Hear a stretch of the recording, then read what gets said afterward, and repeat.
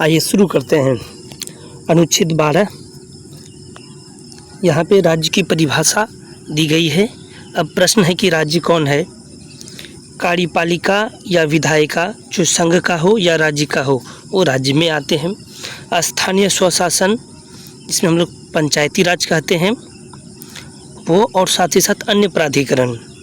अब अन्य प्राधिकरण क्या है। सोम प्रकाश बनाम भारत संघवाद 1981 में अन्य प्राधिकरण को परिभाषित किया गया। मतलब अब क्या क्या हो सकता है इसमें।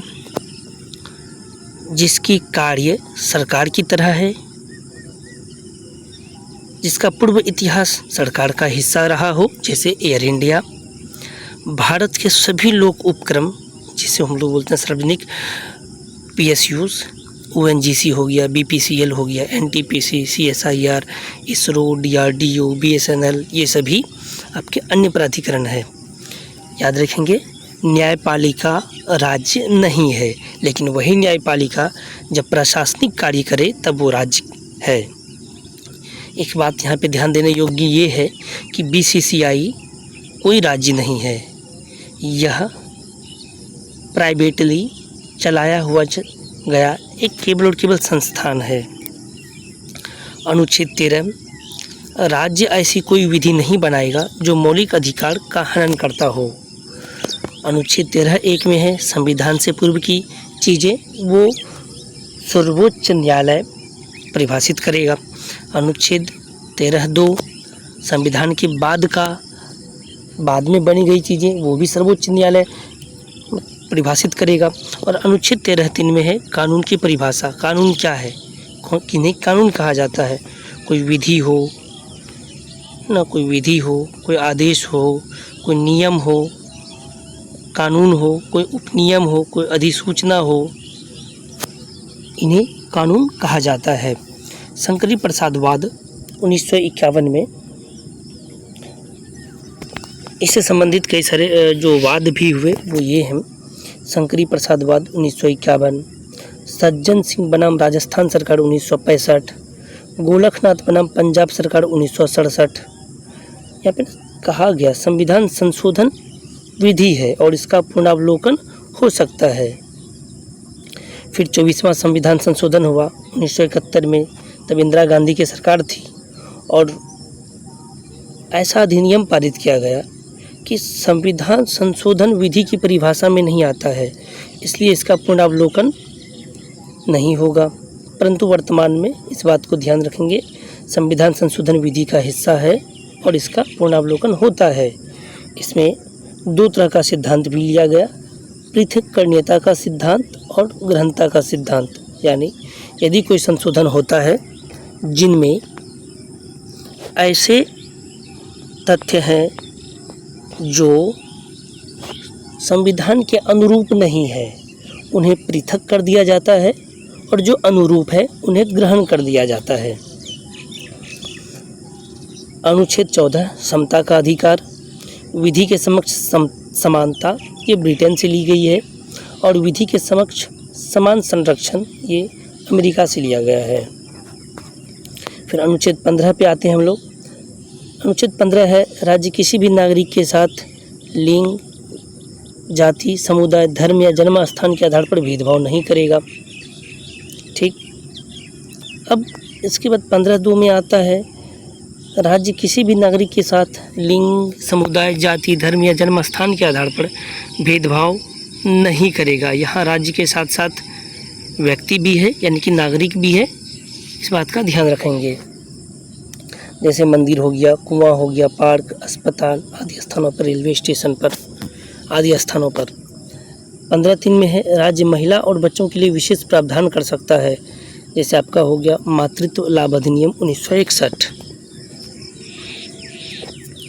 15(4) राज्य सामाजिक तथा शैक्षणिक रूप से पिछड़े वर्गों के लिए विशेष प्रावधान कर सकता है। यही SC, ST और OBC के आरक्षण का मूल आधार बना। 15(5) उच्च शैक्षणिक संस्थान में आरक्षण का प्रावधान 13वां संविधान संशोधन 2005 में किया गया। जैसे जो काफ़ी उच्च संस्थान है, जैसे जहाँ पे MBA की बात होती हो या BTech, MTech, ऐसे संस्थान वाले में। 15(6) EWS आरक्षण 103वां संविधान संशोधन 2019 करके जनरल कोटे को भी 10% का आरक्षण प्रदान किया गया। अनुच्छेद 16(1) राज्य किसी भी नागरिक के साथ नियुक्ति एवं रोजगार में किसी प्रकार का भेदभाव नहीं करेगा। 16(2) राज्य किसी भी नागरिक के साथ लिंग, जाति, समुदाय, धर्म, जन्मस्थान, उद्भव और निवास के आधार पर भेदभाव नहीं करेगा। याद रखेंगे, जहाँ 15वें में उद्भव और निवास नहीं था, यहाँ पर ये दोनों चीज़ें हैं। 16(3) में राज्य निवास के आधार पर भेदभाव कर सकता है। यही आधार है कई सारे राज्यों में डोमिसाइल लागू होने का। 16(4) राज्य पिछड़े वर्ग के लोगों के लिए विशेष प्रावधान कर सकता है।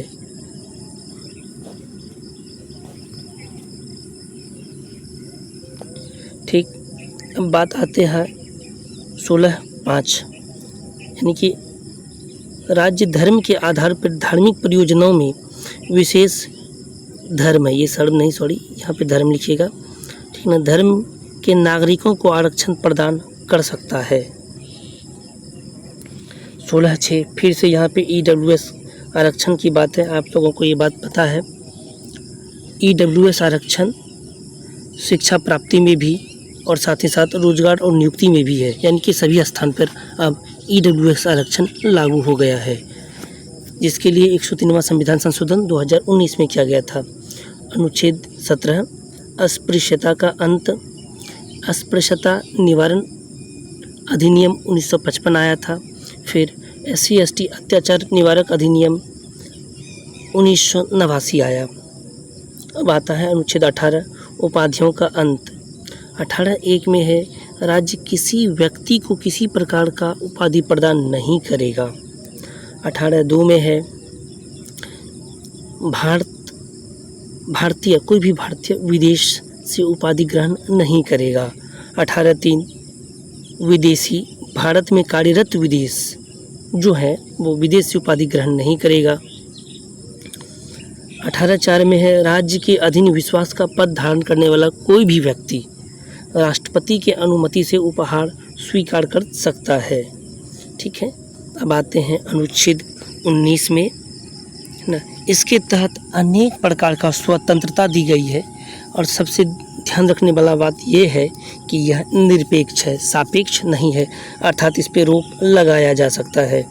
जैसे अनुच्छेद 19(1) में भाषण की स्वतंत्रता, 19(1) में सभा की स्वतंत्रता, 19(1) संगठन, 19(1) भ्रमण, 19(1) आवास और 19(1) व्यापार का। 19(1) में संपत्ति का अधिकार था, उसे हटा दिया गया है। याद रखेंगे 19(1) का प्रतिबंध 19(2) में है। इसका आधार हो सकता है लोक स्वास्थ्य, लोक सदाचार या देश की संप्रभुता। 19(1) का प्रतिबंध 19(3) में है। उसी प्रकार से C का प्रतिबंध 19(4) में है, D का प्रतिबंध 19(5) में है, E का प्रतिबंध भी 19(5) में है। ध्यान रखेंगे यहाँ ये रिपीट नहीं हुआ है, ये सही लिखा गया है। 19(1) व्यापार पर प्रतिबंध 19(6) के आधार पर लगाया गया है और इसका आधार तकनीकी ज्ञान हो सकता है। मान लीजिए आपको और हमें चिकित्सा का कोई अनुभव नहीं है और फिर भी हम हॉस्पिटल खोलें या फिर हम लोग डॉक्टर बन के लोगों को दवाई दें, तो यह अनुचित है और इस आधार पे वहाँ पे रोक लगाया जा सकता है। अनुच्छेद 20 में अपराध से दोष सिद्धि के विरुद्ध अधिकार दिया गया है। अनुच्छेद 20(1) में भूतलक्षी विधि से संरक्षण दिया गया है, मतलब कोई भी पूर्व में क्या हुआ चीज़ें उससे संरक्षण मिला है। 19-20 अनुच्छेद 20(2) में दिया हुआ है दोहरे दंड से संरक्षण मिला है। ऐसा नहीं कि कोई व्यक्ति किसी एक कृत्य के लिए एक बार सज़ा मिल गया है तो उसको उसी कृत्य के लिए दोबारा सज़ा मिलेगा, यह यहीं पे दोहरे दंड से संरक्षण मिलता है अनुच्छेद 20(2) के द्वारा।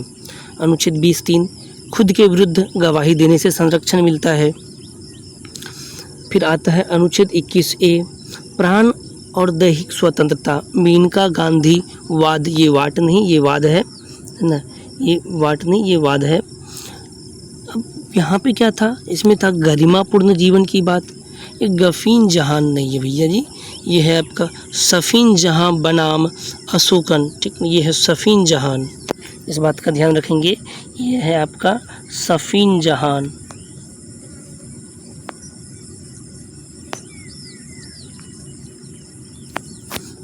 सफ़ी जहान बनाम अशोकन, ये मनपसंद विवाह की बात करता है।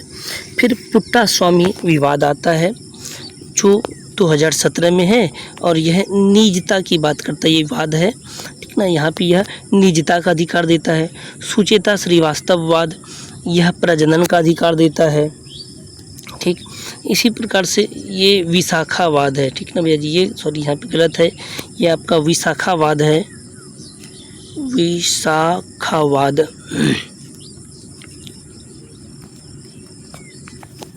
ठीक ना। यहाँ पे इसमें विशाखावाद में कार्यस्थल पर यौन उत्पीड़न, ये यौन उत्पीड़न है उससे संरक्षण की मिलने की बात करता है। हुसैन आरा खातूनवाद, भैया बड़ा गलती है यार, क्षमा कीजिएगा आप मुझे जरा, ये है हुसैन आरा खातूनवाद, ठीक ना। ये है आपका हुसैन आरा खातूनवाद, यहाँ पे त्वरित सुनवाई की बात करती है। ये सभी के सभी अनुच्छेद 21 में ही है। अनुच्छेद 21(a) में शिक्षा का अधिकार है, जिसे 86वां संविधान संशोधन करके 2002 में जोड़ा गया था। आप लोगों को ध्यान में होगा ये बात, मतलब नहीं भी है तो मैं बता देता हूँ। अनुच्छेद 45 में राज्य के नीति निर्देशांक सिद्धांत, ठीक ना, ये आपका अनुच्छेद 45 है, राज्य का नीति निर्देशांक सिद्धांत, ठीक है। अनुच्छेद 45 इसके तहत ना प्राथमिक शिक्षा का अधिकार, मतलब प्राथमिक शिक्षा राज्य सुनिश्चित करती है और उसी को आधार बना करके इसे मौलिक अधिकार में जोड़ दिया गया 2002 में। फिर अनुच्छेद 22 है गिरफ्तारी और निरोध से संरक्षण, जैसे आपका मीसा हो गया, NSA हो गया, टाडा हो गया, याद होगा आप सबों को। हाल ही में मनीष कश्यप को इसी आधार पे गिरफ्तार किया गया था और भी कई सारे लोग हैं जिन्हें NSA के आधार पर 1980 के आधार पे बंद किया जाता है बिना किसी कारण बताए, ठीक। अनुच्छेद 23 मानव दुर्व्यापार और बलात्श्रम के विरुद्ध अधिकार है। अनुच्छेद 24 बाल नियोजन के विरुद्ध अधिकार है। अनुच्छेद 25 में कई सारे अनुच्छेद, उनमें से 25 एक है धार्मिक अंतःकरण, आचरण, अनुकरण एवं धर्म के प्रचार प्रसार करने का अधिकार। मतलब आप अपने अनुसार किसी धर्म को अपना सकते हैं, आपको उसका किसी संस्कृति को अपनाना है या नहीं है, उसकी कोई रीति रिवाज को अपनाना है या नहीं है, ये आपके ऊपर निर्भर करता है।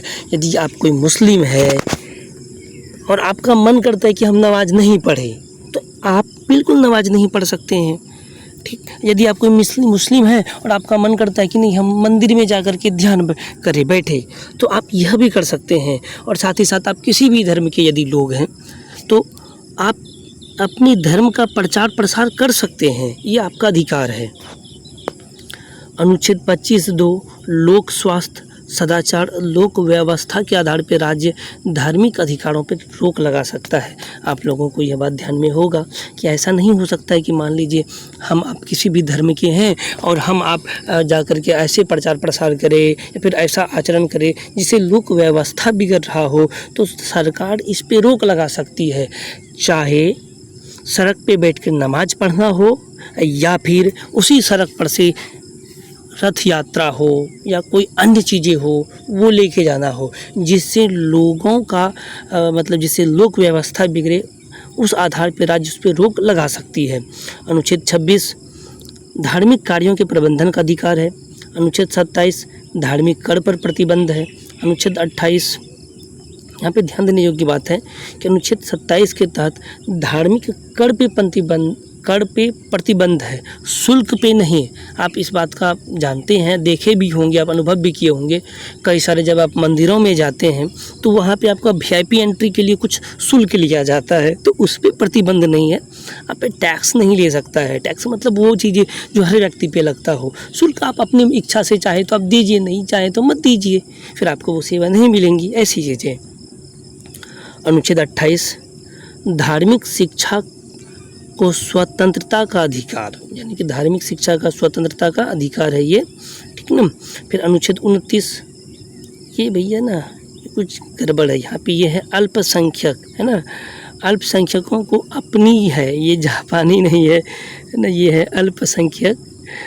अल्पसंख्यक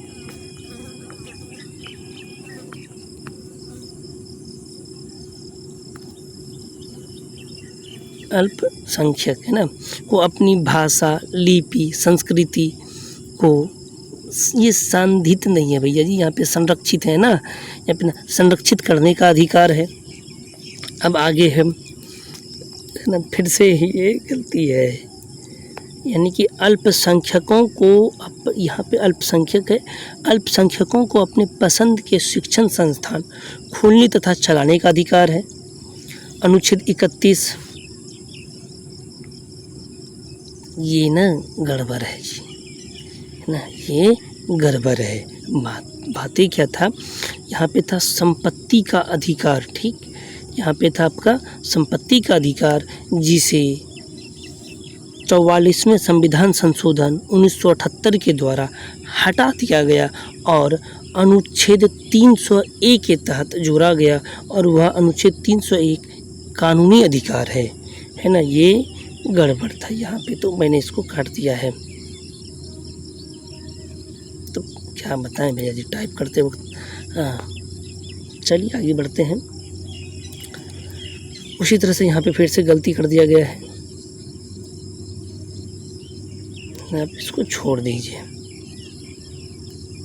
ठीक। अब बात क्या ना, अनुच्छेद 32, ये इसी जगह से है, गड़बड़ किया गया है। अनुच्छेद 32 संवैधानिक उपचारों का अधिकार है, ठीक। अब अनुच्छेद 32(1) में ही क्या है ना, ये जो सर्वोच्च न्यायालय है, ये ठीक नहीं, सर्वोच्च न्यायालय मौलिक अधिकार का रक्षक है, ठीक। अनुच्छेद 32(2) में क्या है, सर्वोच्च न्यायालय, ये भैया बहुत गलती है यार, ठीक ना। सर्वोच्च न्यायालय मौलिक अधिकार की रक्षा के लिए 5 प्रकार की रिट जारी करेगा। वो कौन सा रिट हो सकता है आपका, ये रिट हो सकता है बंदी प्रत्यक्षीकरण, परमादेश, अधिकार परीक्षा, प्रतिषेध और उत्प्रेषण, ठीक ना।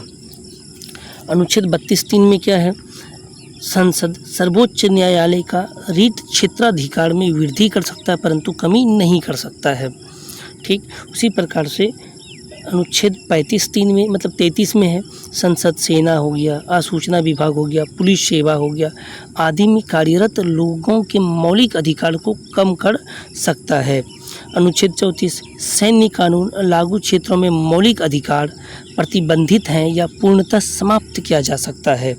अनुच्छेद 35 मौलिक अधिकार में संशोधन करने का अधिकार केवल भारतीय संसद में ही निहित है, ठीक है। अगली वीडियो में हम लोग देखेंगे राज्य का नीति निदेशक तत्व।